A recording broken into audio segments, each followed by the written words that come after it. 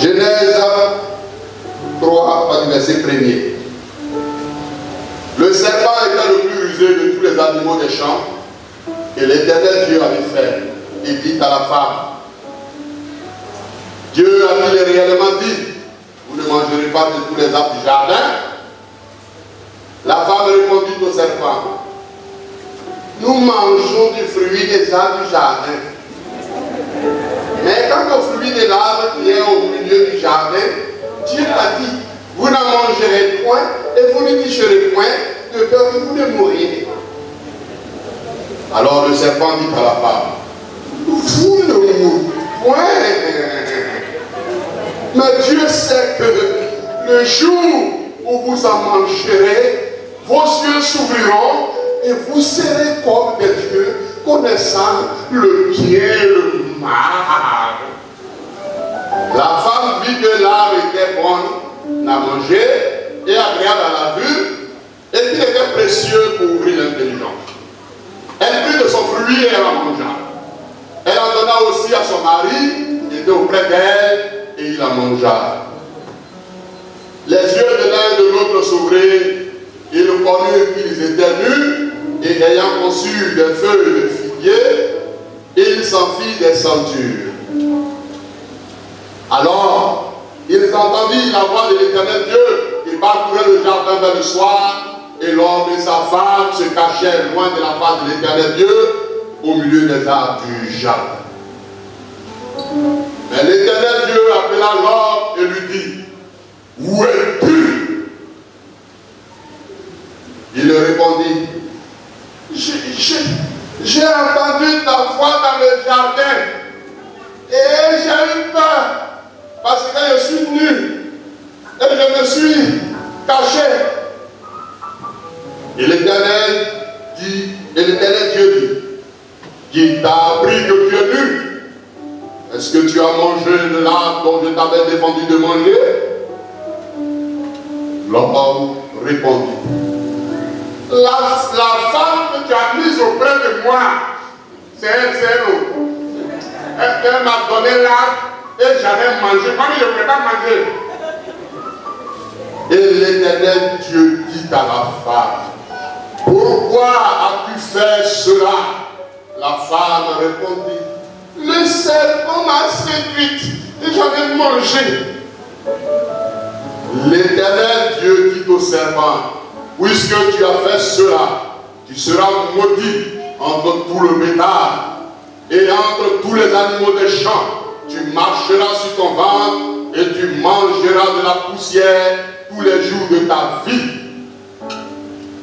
Je mettrai l'inimitié entre toi et la femme, entre ta postérité et sa postérité. Celle-ci t'écrasera la tête et tu lui blesseras le talon. Il dit à la femme, j'augmenterai la souffrance de tes grossesses, tu enfanteras avec douleur et tes désirs se porteront vers ton mari, mais il dominera sur toi. Il dit alors, puisque tu as écouté la voix de ta femme et que tu as mangé de l'arbre au sujet duquel je t'avais donné cet ordre, tu n'en mangeras point, le sol sera maudit à cause de toi. C'est à force de peine que tu en tireras ta nourriture tous les jours de ta vie. Il te produira des épines et des ronces et tu mangeras de l'herbe des champs. C'est à la sueur de ton visage que tu mangeras du pain jusqu'à ce que tu retournes dans la terre d'où tu as été pris. Car tu es poussière et tu retourneras dans la poussière. Amen. Que la parole du Seigneur soit bénie dans nos cœurs. Voici donc le texte de base, voilà, qui nous sert d'exhortation. Alors, le thème n'est nul autre que la question que Dieu a posée à Adam dans le passage. Où es-tu? Où es-tu? Juste rappeler le contexte. Dieu a créé choses. C'est Dieu, le créateur du ciel et de la terre. C'est ce Dieu-là qui est ici. À ma fidélité à l'Éternel, mon Dieu. C'est le Dieu qui a créé toutes choses. Le Dieu qui t'a créé, qui m'a créé, qui nous a créés. Le Dieu qui existe par lui-même. Le Dieu qui est l'unique Dieu. Il n'y a pas autre Dieu. Les autres se font appeler Dieu, mais ne sont pas des dieux. Voilà.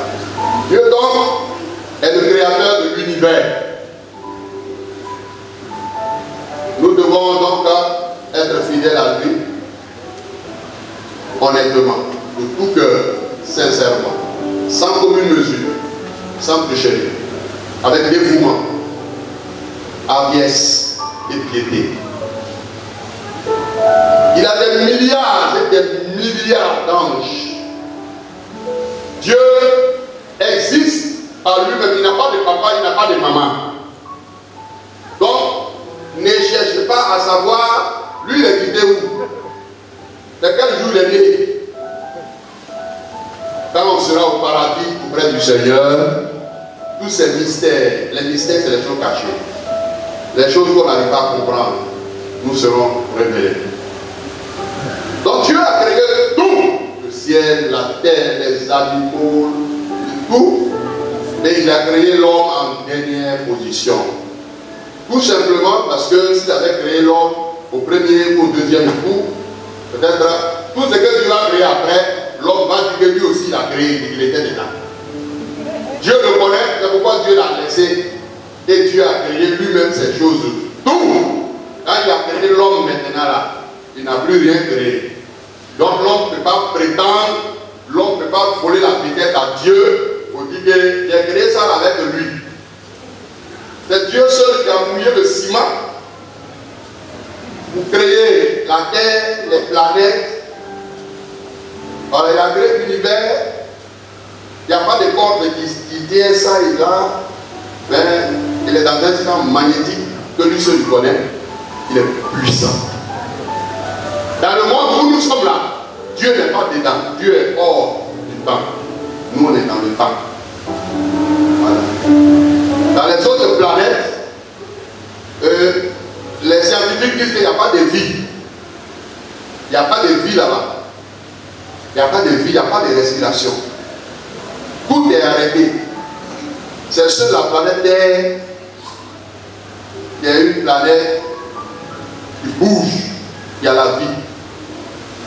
Les gens veulent emmagasiner de l'air de l'oxygène, ils vont payer, louer, puis aller vivre sur d'autres planètes. Si l'oxygène a fini, le temps de courir, venir sur la terre pour prier.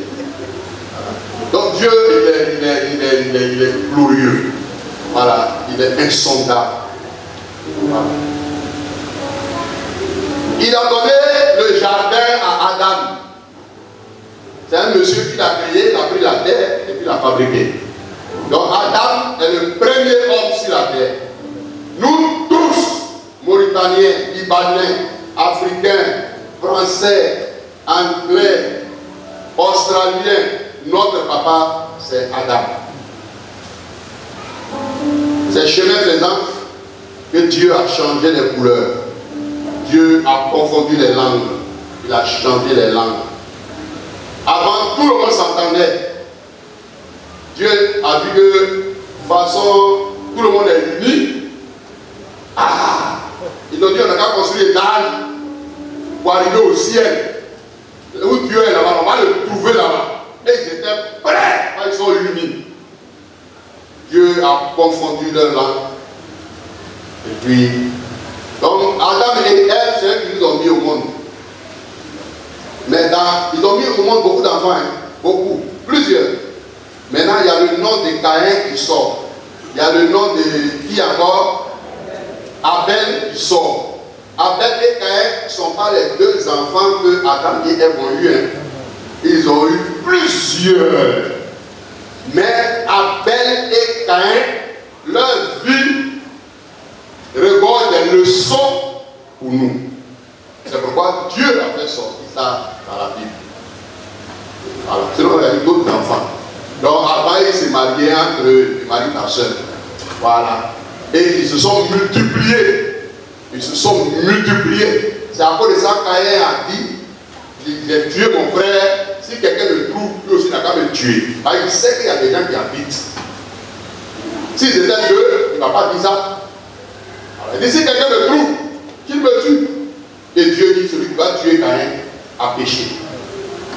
Donc il y a des gens qui existaient. Mais leur histoire sort pour nous servir d'exemple. Voilà, dans le mauvais et dans le bien. Pour que nous puissions choisir le bien. Mais, à un certain moment maintenant, Dieu a vu que les hommes sont devenus nombreux. Il a mis un terme à ça. Il a dit, ne vous mariez plus ensemble. Pour laisser ta soeur, quelqu'un d'autre va la prendre. Toi aussi, va prendre une autre soeur ailleurs. Donc maintenant, si tu prends ta soeur, c'est un grave péché. Si tu prends ton frère, c'est un grave péché. Voilà, on ne fait plus ça. Viens nous voir en tant que pasteur, là tu vas prendre une soeur. Il ne faut pas aller derrière nous, la prendre déjà, pour venir nous informer. Et parce qu'on vient vous dire qu'on est enceinte de 8 mois. Alléluia. Dieu donc a confié à Caïn le jardin. Il y a tout dedans. Dieu a confié à Christ. Merci beaucoup. Alors, Dieu a confié le jardin à Adam. Dieu lui a dit, il faut manger tout. Tu as vu? Là-bas, là, c'est quoi? Voilà. Il dit papaye. Et là, mangue. Là, pomme. Ici, avocat. Voilà. Et il y a les animaux, tout le monde. Dieu dit, il faut leur donner les noms. Voilà. Donc il a donné le nom. Il a donné le nom. Il mange tout. Mais Dieu dit, regarde. Ah, ça là. Il ne faut pas manger ça. C'est à cause de ça qu'on a pris pour venir déposer à l'église. Pour surveiller ça. Alléluia. Les gens, donc, ils ont envie de dire, pasteur, c'est. Voilà. Donc, c'est un gars, personne ne connaît. Mais Dieu sait que tu connais. Donc, n'écoutez pas les gens qui vous disent que oui, là, c'est le sexe. Ou bien, c'est pomme. C'est pas pomme. Oui, la Bible, voilà, personne ne connaît. Donc, les gens qui imaginent, pomme n'a rien fait. Voilà. Ne l'accusez pas. N'accusez pas pomme. Alléluia. Mange tout, mais cet arbre-là que Dieu seul connaît, ne mangez pas. Est-ce que tu as compris? Il dit oui. Quand Dieu lui disait ça, sa femme n'était pas là. Elle n'était pas créée encore. Il était seul. Les animaux là sont pour se reproduire. Et Dieu a vu qu'il était seul. Il faut lui trouver une compagne. Il faut lui trouver, voilà, une âme sœur, une épouse, une femme. Donc Dieu l'a fait dormir. Et puis Dieu a pris, il a pris quoi? Une porte. Voilà. Il a pris une porte. Dieu, lui seul, c'est comment il a fait porte là. Mais Adam dormait. Il n'a rien vu dedans. Et de la porte de l'homme est sortie une belle créature. C'est elle qu'on appelle la femme. Alors, une belle femme, il a appelé Hawa.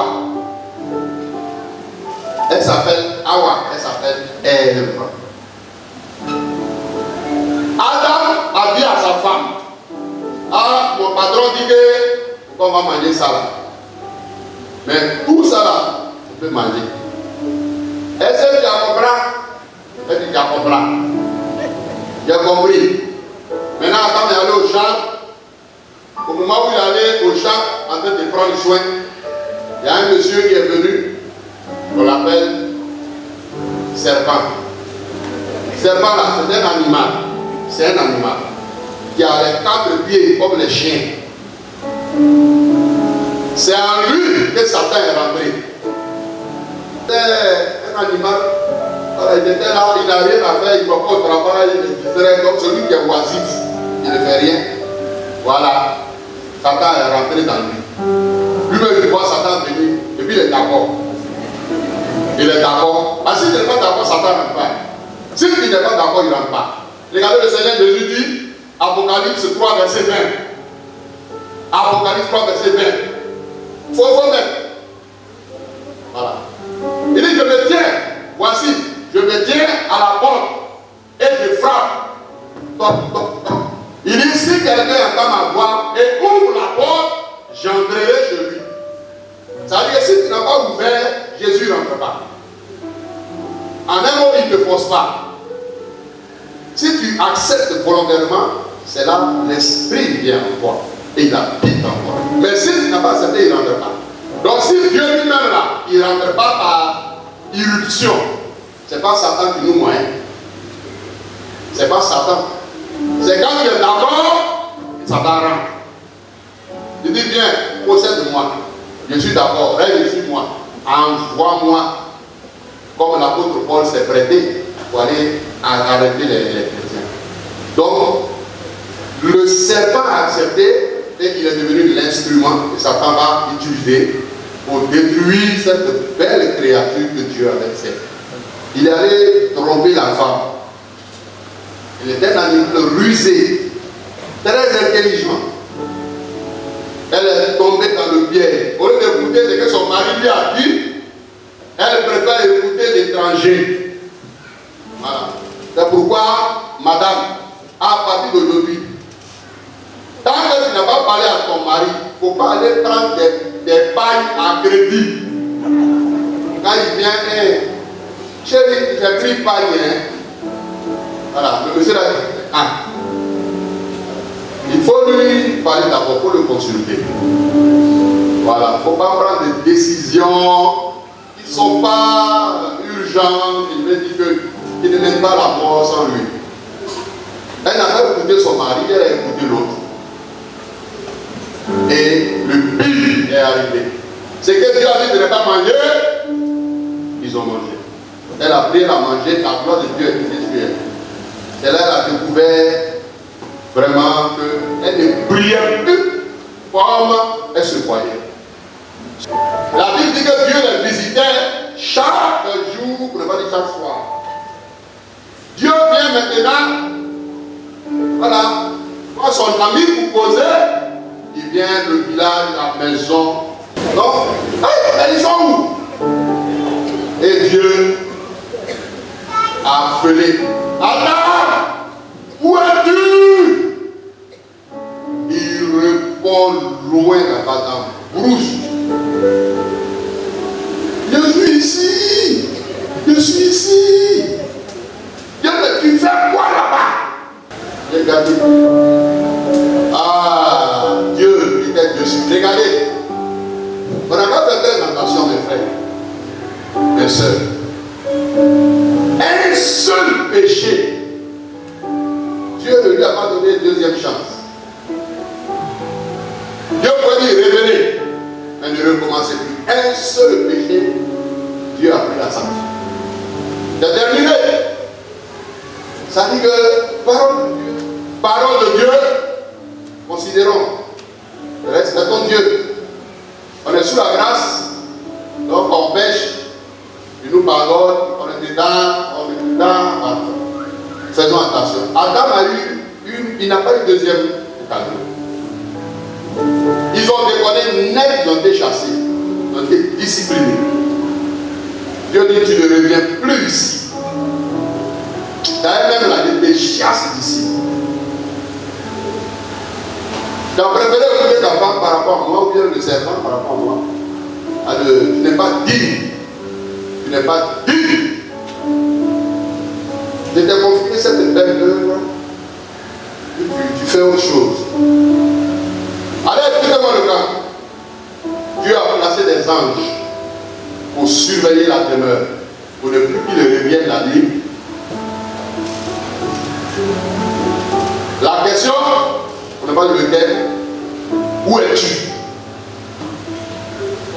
Où es-tu, mon frère? Où es-tu, ma soeur? Dieu avait confié à Adam quelque chose. a confié une mission, a failli à la mission. Tout ça, moi je ramène ça dans notre contexte. Voilà, en application spirituelle, il ne faut pas garder la leçon spirituelle là loin. Où es-tu, Adam, depuis le jardin d'Éden? On ramène ça ici à Dukougo et Bénézer, en Abidjan. Où es-tu? Dieu t'a mis dans un lieu, Dieu t'a confié une activité dans sa maison, mais tu as abandonné. Où es-tu? C'est la question que Dieu te pose ce matin.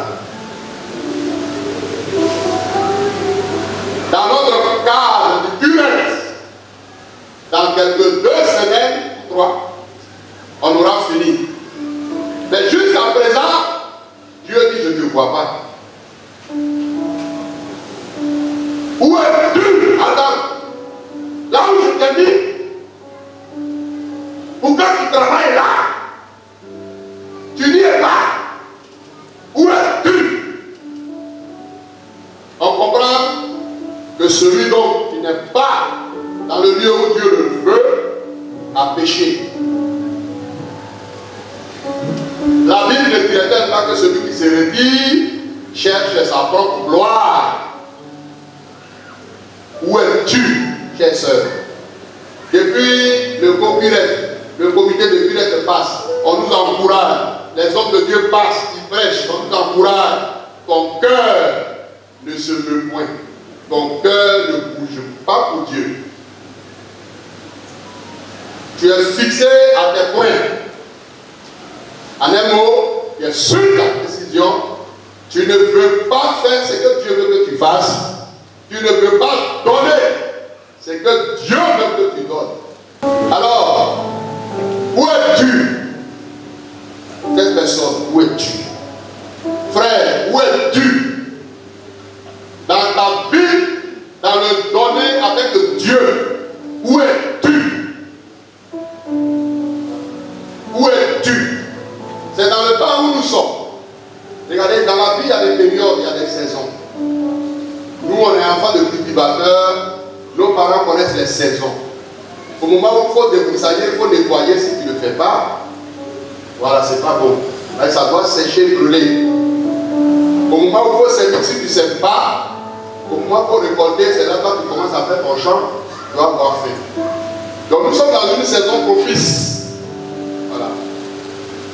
Vous voyez que depuis que j'ai mis ici, je parle beaucoup du donner. C'est important. C'est important pour toi. Dieu veut t'amener dans une dynamique. Voilà. On nous a enseigné à l'Institut, et il y a un pasteur qui est allé dans une église, et le même message, il a prêché ça des mois et des mois. Même scénario, les responsables se sont mis ensemble, ils sont venus le voir. Mais pasteur, ta Bible là, c'est Esaïe seulement qui est là-bas. Esaïe seulement, il n'y a pas Jean, il n'y a pas Pierre, il n'y a pas Timothée. Voilà. Il a dit un message est prêché pour être vécu. Il dit que quand je prêche le message, et puis je vois que vous n'appliquez pas ce qui est enseigné, pourquoi prendre votre quête? Pourquoi? C'est que l'objectif n'est pas. Donc tant que je me rendrai compte que vous n'avez pas encore changé, c'est ce qu'on va prêcher. Il dit, c'est comme ça. À partir de Dieu, tout le monde a changé. Tout le monde a changé. Là, il a pris autre thème. Donc on ne prêche pas pour prêcher. On ne peut pas sur les thèmes, voilà. Il y a un objectif de Dieu. Alléluia. Où es-tu, Adam? Je pourrais donc dire fils d'Adam, fille d'Adam. Où es-tu? Tu n'es plus à ta place. Tu as donné ta vie à Jésus. Quand tu l'as donné au Seigneur, le conseil de l'église n'était pas là. Moi, je n'étais pas là avec toi. le frère et la soeur n'étaient pas avec toi. C'est dans le secret entre ton Dieu et toi que tu as pris l'engagement. Il est mort pour toi à la croix, Jésus-Christ. Il a souffert l'ignominie pour toi. Quelle humiliation il n'a pas eu. Oh, tu as dit, Seigneur, prends ma vie. Take my life. I give you my life. Bon, maintenant c'est anglais libérien. Voilà, je te donne ma vie. Tu as très bien commencé. Tu faisais bien le travail. Jusqu'à ce que cette situation intervienne dans ta vie. À celui que tu ne te retrouves plus. Tu n'honores plus Dieu comme il se doit. Tu luttes contre toi-même. Parce que tu ne peux pas lutter contre Dieu. Jamais. Il est trop fort. Où es-tu? Tu es en train de prendre fin. Où es-tu? On cherche 50 millions. Où es-tu? Où sont tes 25 000? Et puis tu es allé prendre 10 000, 30 000. Et puis 50 000, tu es allé prendre en dessous. Où est 500 000, 100 000 que Dieu veut que tu donnes? Et tu es allé prendre en dessous. Voilà. Où est le milliard que Dieu veut que tu donnes? Parce qu'il y a des milliardaires dans l'église de Jésus-Christ. Je dis toujours que ce n'est pas les anges qui deviennent milliardaires, c'est les hommes. Et moi je crois que le milliardaire va sortir ici. En un rien dedans, sans commune mesure, Dieu a fait de David le roi. Rien ne présageait. David dépendait d'une relation d'adultère. Il ne pouvait même pas hériter de son père. Parce qu'étant un enfant adulté, rien. Dieu sort tout ça et fait de lui un roi. Quand je considère ma vie, l'église que je préside, que je dirige aujourd'hui, c'est l'église du doyen, notre pasteur Togolais Alexis, qui est auprès du Seigneur. Moi, remplacer Togolais, non, ça dit que c'est très loin. C'est un PDG qui remplace un PDG. C'est un directeur qui remplace un directeur. Moi, je suis trop loin du doyen. Il a été mon pasteur à Bobo. Et il m'aimait beaucoup. Assez. C'est comme ça qu'il m'appelle. Quand il avait des sujets, des gens pour qui il devait prier, voilà. Il m'appelait. Il y avait moi, il y avait Simon Pierre, et puis Bar Gaston. Moi-même, dans cette église, je suis venu prêcher ici. Il a fini de prêcher. Il a vu le doyen, l'homme de Dieu, le pasteur de Boré, il était assis ici, lui-même en train de compter ses offrandes. Je l'ai vu, je ne vais pas dire compte. Je l'ai vu. D'ailleurs, on le saluer. Il dit, mais, doyen, on peut le saluer, il dit, pasteur, il faut le dire, non, on va prendre le secrétariat. Il compte, il dépose, il compte, il dépose, il compte. Si l'homme de Dieu fait ça, c'est qu'il y a manque de confiance.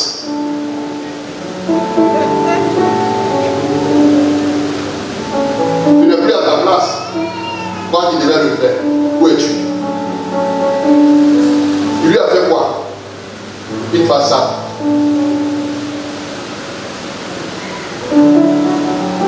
Quand je trouverai des hommes et des femmes dignes de confiance, je me débarrasserai de beaucoup d'autres charges.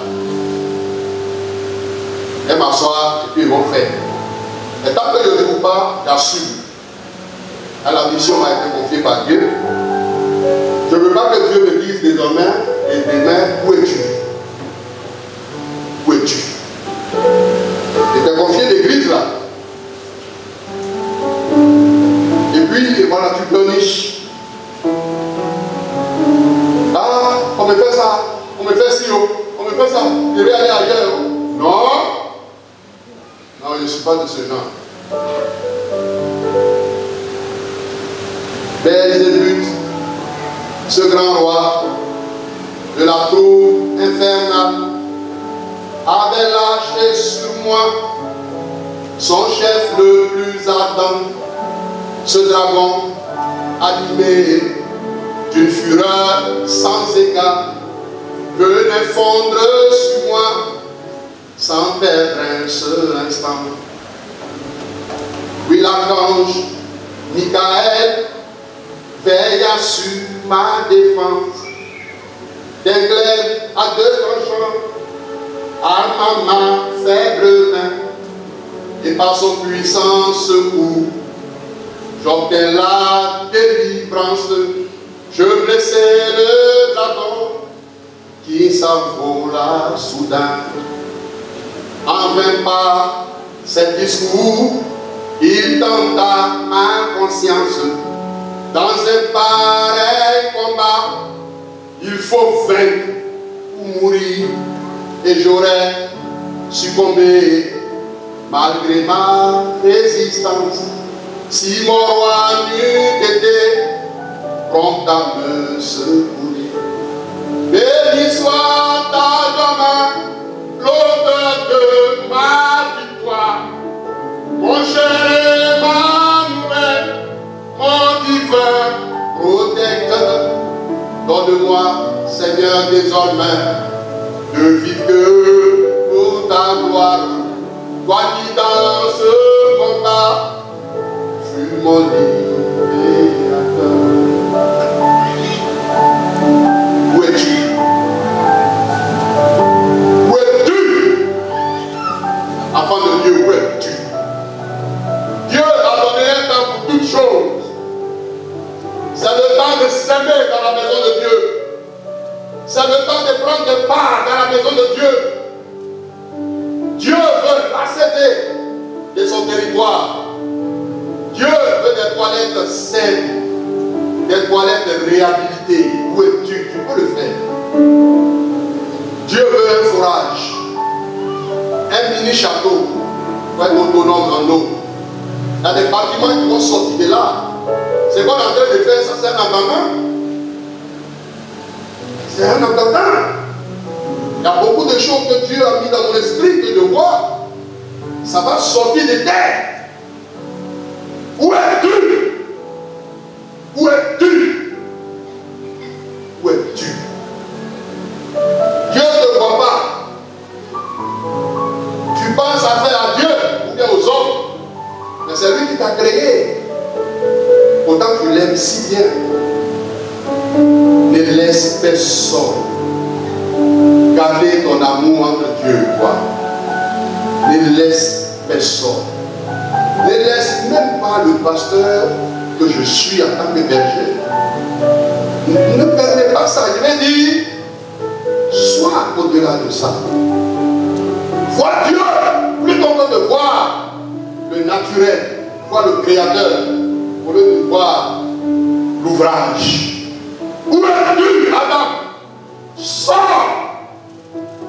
Je ne peux plus sortir parce que j'ai honte. Je suis nu. Dieu a fait des habits après. Et ils avaient fait des habits de feuillage. L'Éternel a tué l'animal. Il a pris la peau et il les a couverts. Il les a couverts. Même dans la discipline, même dans la fonction, Dieu révèle. Dieu a mis mieux. Dieu prend soin. Il ne va pas t'abandonner. Tant que Jésus est ton Seigneur. Mais seulement, il y a beaucoup de grâce que tu vas faire. Où es-tu? Où es-tu, fille de Dieu? En un mot, dans notre contexte, comme il s'agit s'agit de donner pour Dieu? Qu'est-ce que tu n'as pas encore donné à Dieu depuis que tu es chrétien? C'est de ça qu'il s'agit. Pourquoi tu doutes encore? Pourquoi tu luttes encore? Où es-tu? Puis il va prendre faire bientôt. Il ne faut pas dire si je savais. Il ne faut pas dire si je savais. Quelle est ta part dans les 50 millions? Non seulement toi, mais Dieu dit, tu as des entreprises. Tu as des entreprises, tu as une société. Où est la part de ta société dans le travail qui est en train d'être fait? Où est la part du travail dans le travail qui est en train d'être fait? Où est la part de ta famille? Où est la part de ton département? Où est la part de ta cellule? Organisez-vous. Organisez-vous. Ne nous limitons pas seulement à notre enveloppe. Allons-y au-delà. Toi, tu es une personne physique. Ton travail est une personne morale. Donc tu donnes pour toi, tu donnes pour ton travail. Tu donnes pour toi, tu donnes pour ton entreprise. C'est pourquoi les Américains sont bénis. C'est pourquoi les Coréens sont bénis. Les gens gagent leur entreprise et ils soutiennent le ministère des hommes de Dieu pour que l'œuvre de Dieu avance. C'est à vous. C'est pour vous que Dieu me dit de le faire. Le jour que David a laissé ses brebis, il a pleuré toute une nuit. Où es-tu? Où es-tu pour Dieu? Enfant de Dieu, où es-tu? Comment Dieu va te parler? Quel langage veux-tu que Dieu utilise? Veux-tu qu'il utilise la manière folle? Ne permets pas ça. Si tu t'es éloigné de Dieu, reviens à Jésus. Donne-lui ta vie. Si tu n'as pas encore pris ce que Dieu veut que tu t'apportes, fais-le.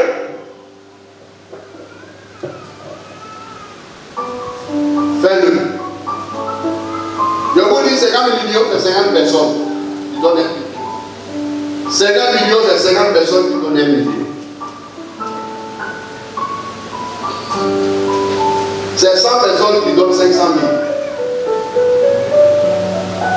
Or, si tu as donné 500 000, tu ne mourras pas parce que tu t'es vidé. Tu ne vas pas mourir. Sinon, moi, je serais déjà mort. Je me suis vidé plusieurs fois. Pour Dieu.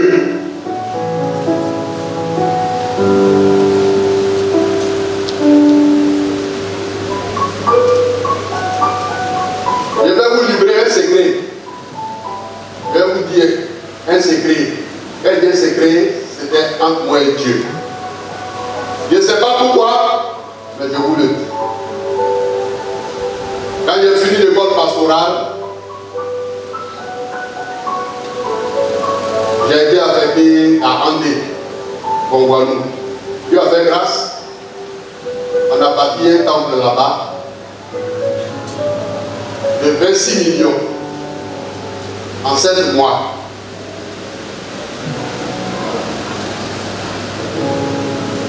Partant de là, on a servi dans d'autres lieux, Abidjan, Cité Fermont.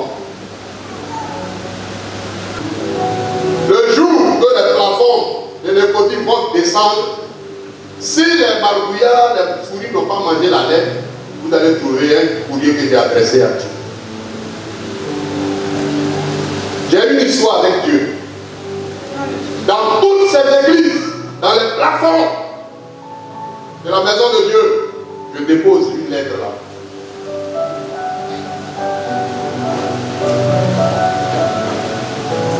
Et il y a ce que je demande à Dieu.